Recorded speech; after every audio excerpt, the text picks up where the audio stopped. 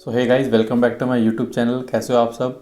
तो आज मैं आप लोगों को बताऊंगा कि जब आप एक टेंडर भरते हो, टेंडर विन हो जाते हो, तो आप लोगों की अपनी ईएमडी वापस कैसे मिलती है क्लाइंट से। तो उसका पूरा प्रोसेस समझाऊंगा, क्योंकि मल्टीपल तरीके से हम लोग ईएमडी भरते हैं टेंडर के अंदर। और हर तरीके का जो हम ईएमडी भरते हैं उसका अलग प्रोसेस होता है जब हम लोग क्लाइंट से अपनी ईएमडी वापस लेते हैं।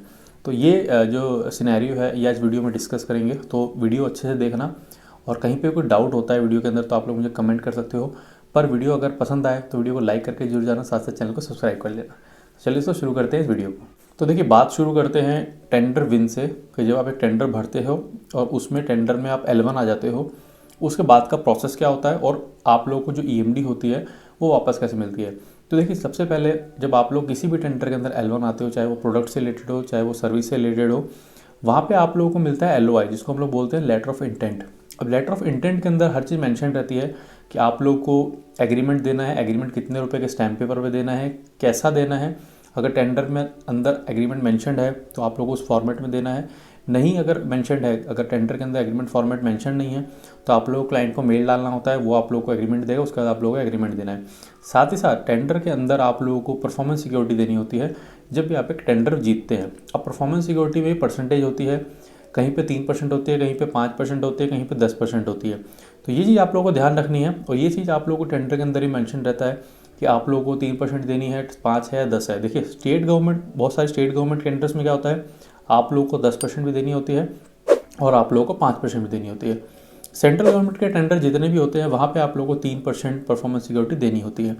ये चीज़ स्टेट और बाकी जो लोकल जो अपने गवर्नमेंट के डिपार्टमेंट्स होते हैं उनके ऊपर एप्लीकेबल नहीं होती है, और आप लोग वहाँ पे ट्राई भी मत करना कि वहाँ पे आप लोगों को कम की सुविधा मिलेगी।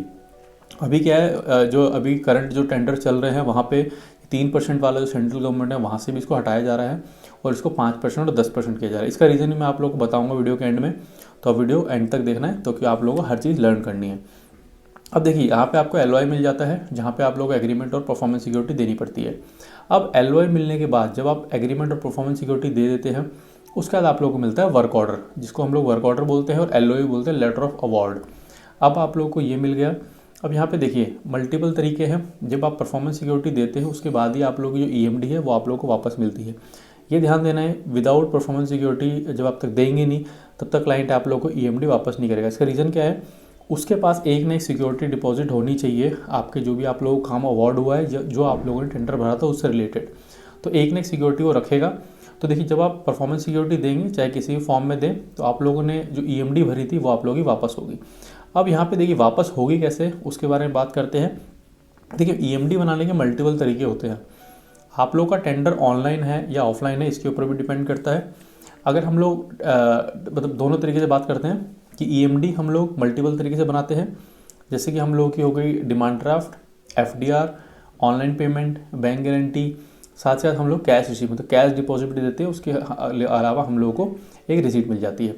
तो ये सारे मल्टीपल होते हैं जिसमें हम लोग ऑनलाइन मेथड यूज़ करते हैं। और ऑफलाइन, देखिए ऑफलाइन के अंदर आता है हम लोग की जितनी भी हार्ड कॉपी इंस्ट्रूमेंट हम लोगों की जो ईएमडी बनती है। ऑनलाइन जो ईएमडी होती है वहाँ पे आता है जब हम लोग ऑनलाइन ट्रांसफ़र करते हैं क्लाइंट के अकाउंट में। अब देखिए, ऑनलाइन में जो बात करते हैं तो दो तरीके होते हैं हम लोग के ऑनलाइन ईएमडी भरने के लिए। पहली बात, जो कि आप लोगों के टेंडर के अंदर मेंशन किया जाता है कि जो क्लाइंट का जो बैंक डिटेल होता है वो सारा का सारा टेंडर में मेंशन रहता है, और उस अकाउंट डिटेल के ऊपर आप लोगों को एनईएफटी या फिर आरटीजीएस करना होता है। एक तो ये प्रोसेस हुआ ऑनलाइन का।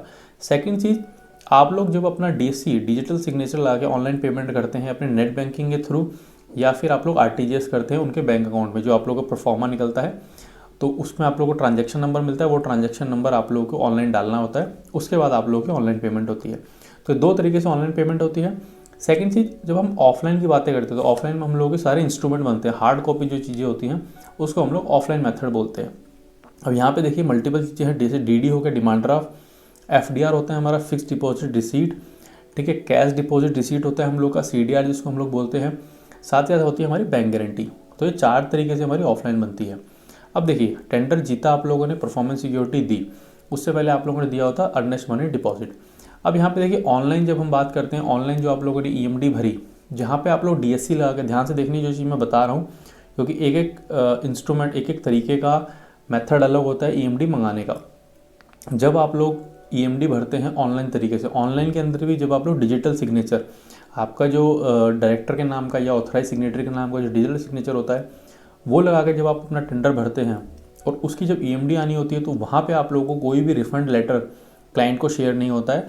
वहाँ पे जब L1 को आप लोग मतलब जो आपके नाम पे आप लोग को एओसी मिल जाता है, आप ऑनलाइन चेक करेंगे जब पोर्टल के ऊपर, वहाँ पे आपके मल्टीपल तरीके होते हैं। जैसे टेक्निकल ओपनिंग होता है, टेक्निकल इवैल्यूएशन होता है, उसके बाद फाइनेंशियल ओपनिंग होता है, फाइनेंशियल इवैल्यूएशन होता है, उसके बाद आता है आपका एओसी।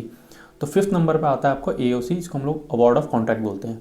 जब तक वो ऑनलाइन अपलोड नहीं करेगा क्लाइंट, तब तक आप लोग की ईएमडी वापस नहीं आएगी। तो ये ऑनलाइन प्रोसेस है, इसमें आप लोग लेटर भेजते रहिए, चाहे कुछ भी कर लीजिए, जब तक वहाँ पे एओसी शो नहीं करेगा तब तक आप लोग की जो ईएमडी है वापस नहीं आएगी।